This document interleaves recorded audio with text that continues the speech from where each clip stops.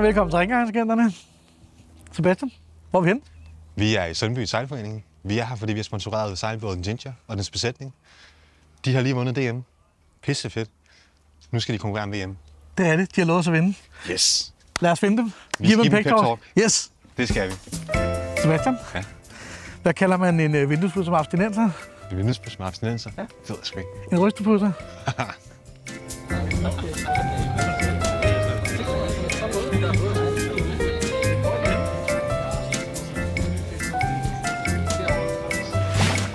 Jamen Sebastian, så fandt vi dem. Så fandt vi dem.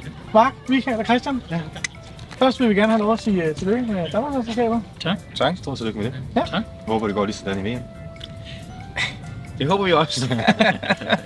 Jeg vil sige, at uden at lyde arrogant, så vil jeg sige først og fremmest tak, fordi I vil være med fra starten af. I har været en stor andel i vores DM-triumf. På den ene og på den anden måde. Og så gik I lige skridtet videre med VM. Og vi ligger faktisk rigtig godt. Ja. Vi har det, der skal til. Måske skal vi lige have lidt hjælp ovenfra. Det skal alle. Okay. Og vi ligger meget tæt på. Der er 4 både, der er meget tæt på hinanden. Og jeg tror faktisk, det vil lykkes for os. Mark, han er jo kaptajnen.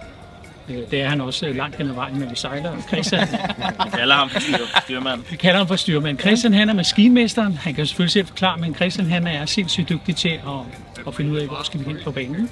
Og jeg er bare med, fordi vi skal være 3.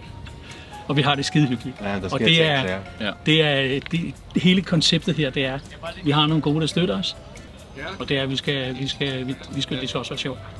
Det er det vigtigste, man har det Så det er en halv sang. Vi mangler lige det sidste. Og der er lang vej endnu, men jeg tror, vi kommer godt imod. Skal vi ikke komme ud på vandet og se på det? Jo, Gør det. Så har vi været i Sundby Sejlklub og besøgt Team Ginger. ja, dejligt, vi støtter lokalt. Det er rigtigt. De er meget fortrøstningsfulde om at tage en førsteplads ved dette års VM. Og vi forventer selvfølgelig, at de går hele vejen. Ligesom os. Tak fordi I så med. Håber I får en dejlig dag.